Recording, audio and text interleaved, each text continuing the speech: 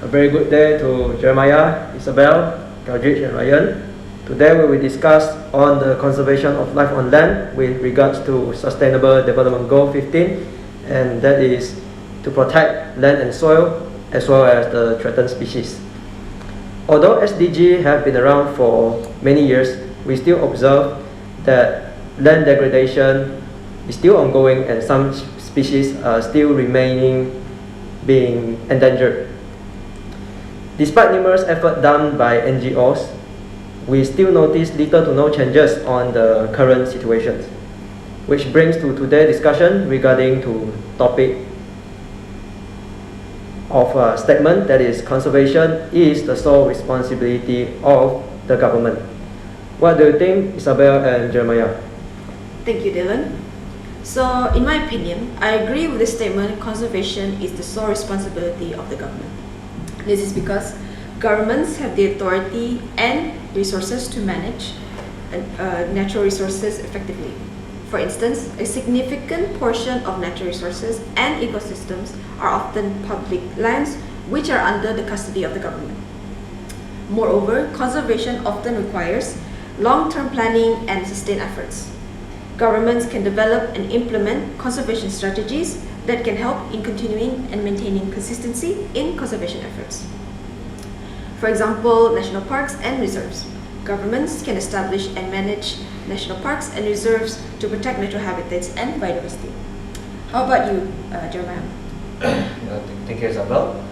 From my point of view, government can raise awareness through campaigns such as Go Green campaigns in civilian district and public halls. It's also possible for the government to spread this type of campaigns on online platforms and forums to educate people on conserving the life on land. The government can also regulate strict laws such as the Clean Air Act and the Endangered Species Act that help in protecting endangered species of animal and unique species of flora in the wild or in conservation park. That's all from me. Back to you, Dylan. Thank you, Jeremiah and Isabel. I agree that the government has the leverage to create a long-term impact. For example, create more forest reserves, as well as implement new and stricter laws and regulations which can be enforced on those who chose to disobey, minimizing on the numbers of land being damaged if stricter laws are being imposed. So what do you think, Ryan and Kaldrich? Thank you, Dylan. So in my point of view, I disagree that conservation is the sole responsibility of the government. Generally, conservation is not the responsibility of the government only, but also the responsibility of everyone, which include different parties, such as individuals. Nowadays, individuals play an important role in conservation, where they can easily voice out their powerful opinions regarding conservation by vlogging, recording some podcasts, or blogging. Then the videos and links to the blog posts can be posted and shared widely on the social media such as Instagram, Facebook, and Twitter, or any other media platform such as YouTube, since most people, not only the younger generations but also the older generations, are using this kind of platforms. Therefore, it might be easier to spread and raise awareness as well as to educate them about conservation through this kind of approach. Besides, one good thing about this kind of approach is that individuals do not have to spend a lot of money to hold or conduct a campaign to spread and raise awareness regarding conservation. For example, individuals can spread and raise awareness on the importance of reducing, reusing, and recycling paper, where this kind of habit must be practiced by everyone, as it is one of the effective ways to promote conservation, such as conservation of forests. This kind of habit might not fully stop the cutting or clearing of trees activity for paper production, but it can slightly help to reduce deforestation. And next, private sector or business owners also play a crucial role in conservation. For example, nowadays, some business owners can choose to introduce, produce, or sell eco-friendly products such as recycled paper products. Some examples of recycled paper products are notebooks, notepads, sticky notes, and envelopes.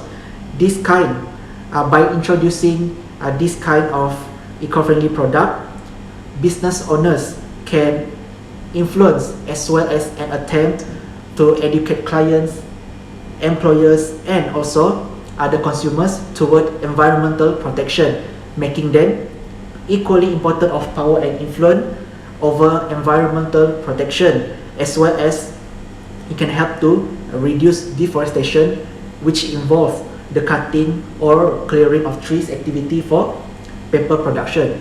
What about you, Kadrich? What is your opinion regarding this statement? Thank you, Ryan. So I also agree with Ryan said that conservation is not only the responsibility of the government. So the role of society in conservation is also important. The people's everyday decisions have a significant impact on the environment within a society.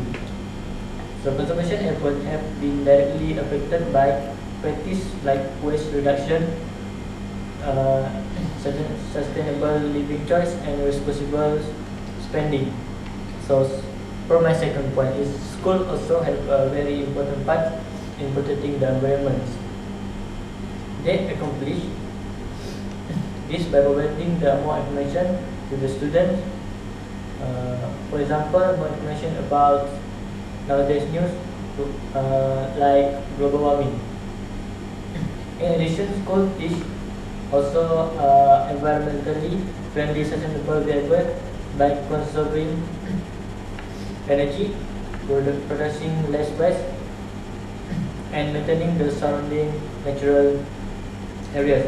As a result, in addition to teaching students about environmental conservation, school also can demonstrate sustainable practice by reducing energy use and garbage production. So I think that's all from me now. Back to you, Dylan. Thank you, Ryan and Kaljit, for the perspectives. So I agree with the private sectors that could have more policy which can help with the conservation on land by using less waste materials such as papers and focus more on digitization. And I would also like to mention, highlight Kaljit's point of view is that the school can educate, for example, teaching younger generations on how to recycle so that we can, in the future, we will have a generation that has a lifestyle that practices a very environmental friendly mindset. So what do you think, Jeremiah and Isabel? Do you guys have anything else to add up? Thank you, Dylan. I'd like to add that government have more authority over conserving the life of land, as they have more access to technologies that can protect the environment other than NGO. They also have the power to recruit people such as wildlife rangers and also conduct strict patrol across wild forests, conservation parks, or wildlife reserve to prevent civilians in destroying the land and to prevent companies in conducting illegal deforestation towards the flora and fauna. Government also are more organized in managing the conservation of land. But that is all from me. How about you, Isabel? Do you have anything? Thank you, Jeremiah. While those were compelling points made by Ryan and Kaljit, it is definite that most of the responsibility falls under the government. I agree with Jeremiah, and adding on to that, conservation efforts often require significant financial resources. Governments have the ability to do so by allocating funds for research, habitat restoration, and wildlife protection. That sums up my opinion. To you, Dylan. Thank you, Jeremiah and Isabel. Now let's get back to Keldridge and Ryan. Do you guys have anything you would like to mention? Thank you, Dylan. So in addition, in looking after our planet, family also play a crucial role by protecting our environment. by doing things such as cutting down on waste, saving energy, and talking about nature at home with their children. This will contribute to taking care of the environment. When the family enjoys outdoor activities together, when it's holidays, it can help the kids to develop a strong connection with the nature. So through the shared experience and conservation, the families can teach the kids to take care about the environment and preparing them to actively contribute to protecting our planet in the future. I think that's all for me. How about you, Ray? Thank you, Kadrich. Well, in my opinion, apart from individuals and private sectors such as business owners that I've mentioned earlier, non-governmental organizations such as Worldwide Fund for Nature, Malaysia, also plays a significant role in conservation. Given the importance of Malaysia's forests, the Worldwide Fund for Nature and the Worldwide Fund for Nature Malaysia work on projects that aim at protecting and restoring critical forest ecosystems. This includes promoting sustainable forestry practices and combating deforestation that causes habitat degradation. For example, the Heart of Borneo, which contains one of the oldest rainforests and biodiversity hotspots in the world. The Heart of Borneo is a trust-boundary cooperation between three countries, which are Malaysia, Indonesia, and Brunei, which covers a 22 million hectare landscape of conservation and sustainable use areas. In addition, it is one of the Worldwide Fund for Nature's global priority conservation areas and home or habitat to diverse wildlife assemblage that include Bornean endemics such as proboscis monkeys, orangutans, and elephants. Therefore, biodiversity can be conserved as the extinction of those Bornean endemics can be prevented since they are classified and listed as endangered by the International Union Conservation of Nature (IUCN) Red List of Threatened Species. That's all from me. Back to you, Dylan. Thank you, Ryan and Kaldrich, for the extra input. It cannot be denied that everyone is responsible for the conservation of life on land. However, the government has the authority to conserve the life on land as well. So I believe that we have come to a conclusion, not just the government. Everyone needs to work together in order to achieve this SDG 15, and that is the life on land goals. I think this is a good place to stop our discussion. Thank you all for participating. Thank you.